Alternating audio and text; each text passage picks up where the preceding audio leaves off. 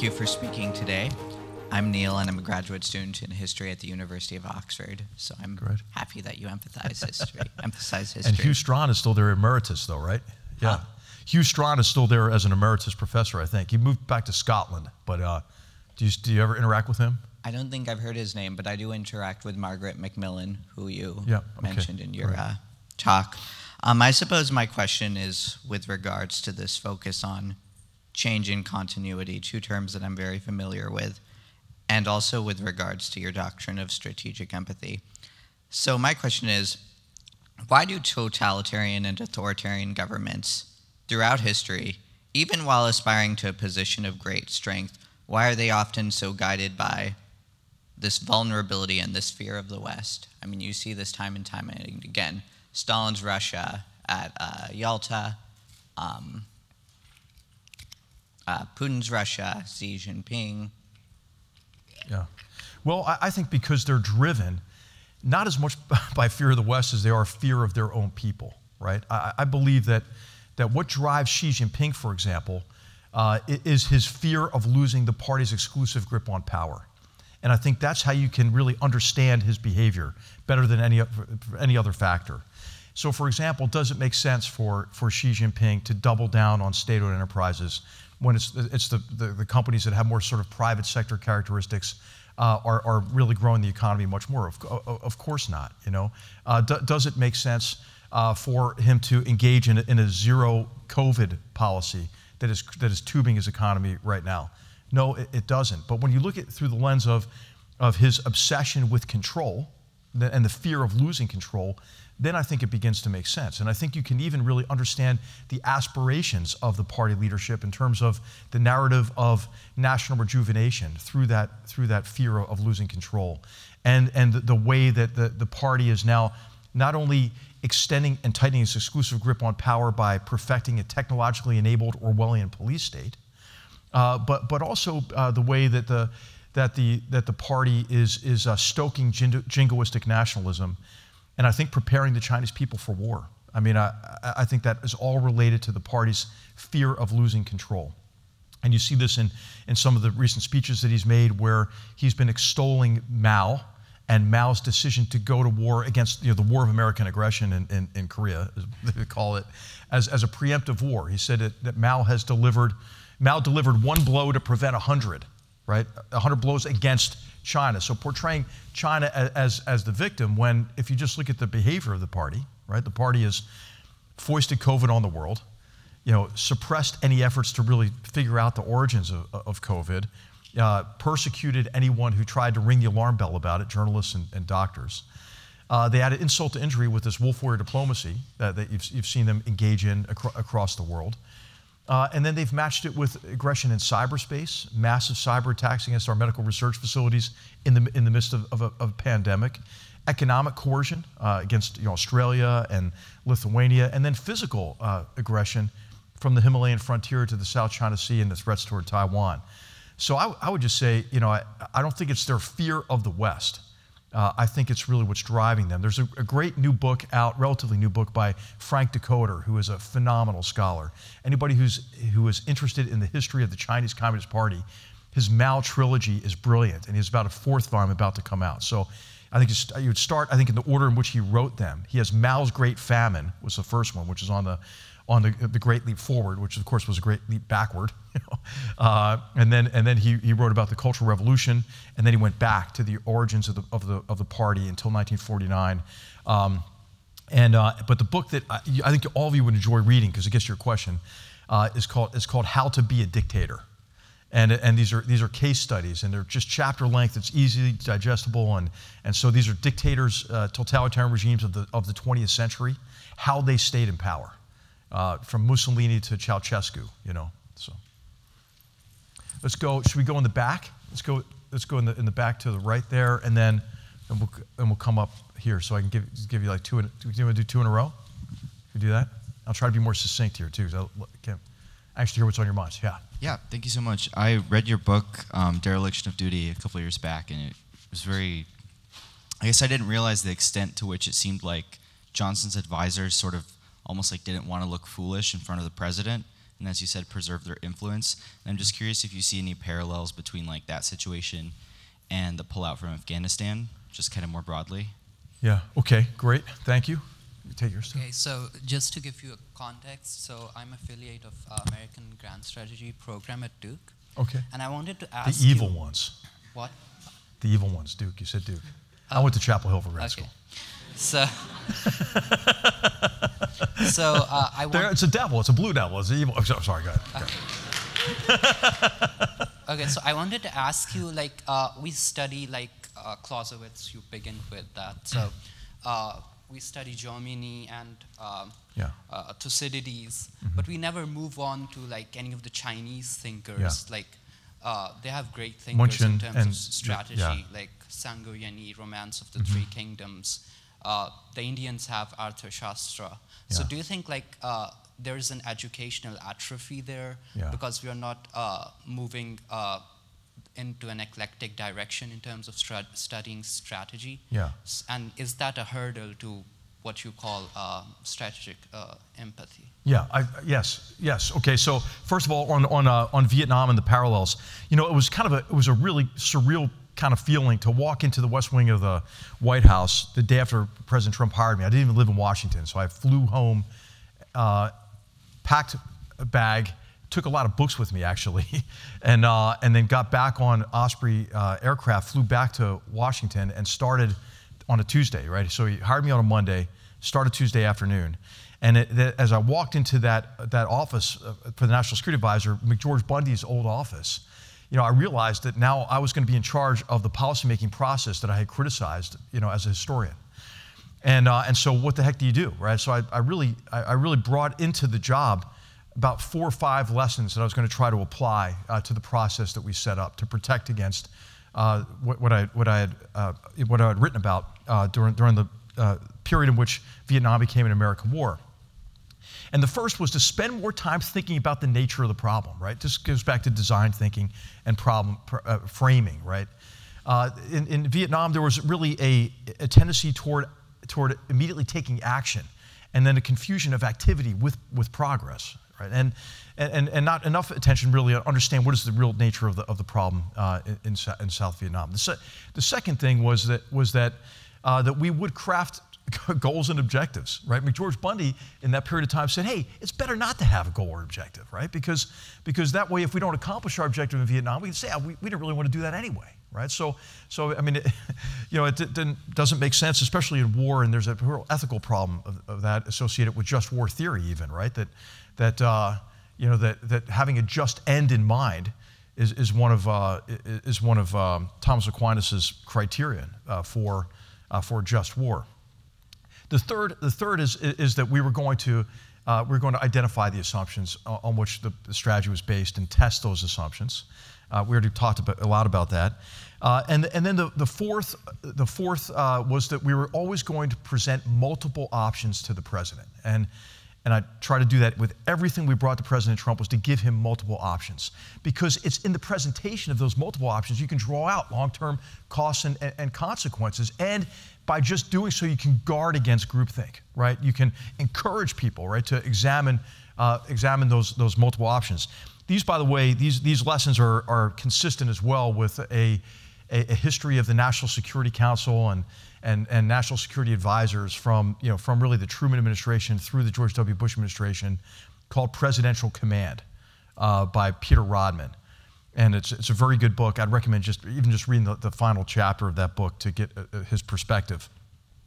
So I did try to guard against groupthink, and then of course one of the reasons I was only there for a little bit over a year was I did always tell the president what he didn't want to hear, and I think it would have been a disservice to him to do anything else, So I mean, that can get you in that kind of competitive environment in a White House where people have different agendas. That can diminish you over time, diminish your influence over time. But I was at peace with that, right? Everybody with President Trump has a shelf life, it was my job to give him the best advice I could, and I owed it to him, and I owed it to the country and to the Constitution and everything else. So I think in any White House, there are three types of people, I think, that serve in any White House or maybe even broadly in an administration. The first are those who are civil servants, right? Military officers, intelligence professionals, diplomats, political appointees, but people who are motivated mainly by giving the president options, giving the president best analysis and advice and multiple options, and let the president decide his or her policies, right? I mean, because recognizing that, hey, nobody elected them, right? The president got elected. There's a second group of people, I think, in any administration who are there to advance their own agenda, not really the president's agenda. Maybe they have an agenda on immigration, or they have an agenda on trade or something, right? But they're going to advance that agenda while they're serving, but they're really serving their own agenda, not the president's. And then the third group of people are people who maybe define themselves in the role of saving the country and maybe the world from the president, right?